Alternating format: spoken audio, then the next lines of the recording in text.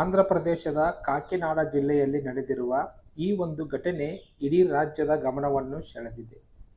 ಚಿಕ್ಕ ಮಗು ಜಾಹ್ನವಿ ನಾಪತ್ತೆಯಾಗಿ ಹಲವು ದಿನಗಳು ಕಳೆದರೂ ಇನ್ನೂ ಯಾವುದೇ ಸ್ಪಷ್ಟ ಸುಳಿವು ಸಿಕ್ಕಿಲ್ಲ. ಈ ಮಿಸ್ಸಿಂಗ್ ಕೇಸ್ ದಿನದಿಂದ ದಿನಕ್ಕೆ ಮತ್ತಷ್ಟು ರಹಸ್ಯ ತಿರುವುಗಳನ್ನು ಪಡೆಯುತ್ತಿದೆ.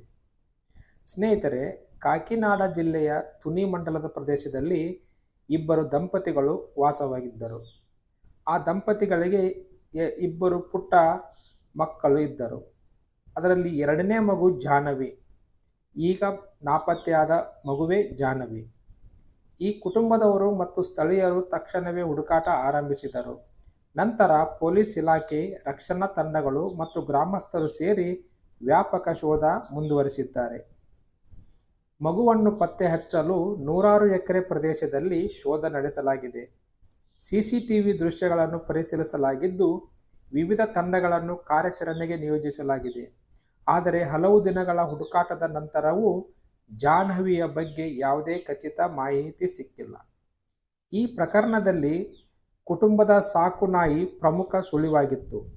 ಮಗು ಕಾಣೆಯಾದ ನಂತರ ನಾಯಿ ಕೂಡ ಕಾಣೆಯಾಗಿತ್ತು. ಕೆಲವು ದಿನಗಳ ಬಳಿಕ ಅದು ಮನೆಗೆ ಮರಳಿತು. ಪೊಲೀಸರು ಅದನ್ನು ಟ್ರ್ಯಾಕ್ ಮಾಡಲು ಪ್ರಯತ್ನಿಸಿದರೂ ನಂತರ ಆ ನಾಯಿ ಅಕಸ್ಮಾತ್ ಮೃತಪಟ್ಟಿರುವುದು ಪ್ರಕರಣಕ್ಕೆ ಹೊಸ ತಿರುವು ನೀಡಿದೆ.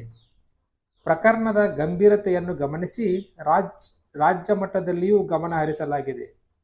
ಹುಡುಕಾಟವನ್ನು ಮತ್ತಷ್ಟು ತೀವ್ರಗೊಳಿಸಲು ಅಧಿಕಾರಿಗಳಿಗೆ ಸೂಚನೆ ನೀಡಲಾಗಿದೆ.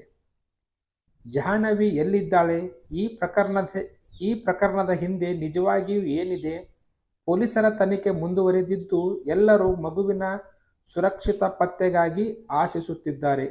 ಈ ಪ್ರಕರಣದ ಬಗ್ಗೆ ನಿಮ್ಮ ಅಭಿಪ್ರಾಯವನ್ನು ಕಮೆಂಟ್ನಲ್ಲಿ ತಿಳಿಸಿ. ವಿಡಿಯೋ ಇಷ್ಟ ಆದರೆ ಲೈಕ್ ಮಾಡಿ, ಶೇರ್ ಮಾಡಿ ಮತ್ತು ನಮ್ಮ ಚಾನಲ್ನ ಸಬ್ಸ್ಕ್ರೈಬ್ ಮಾಡಿಕೊಳ್ಳಲು ಮರೆಯಬೇಡಿ.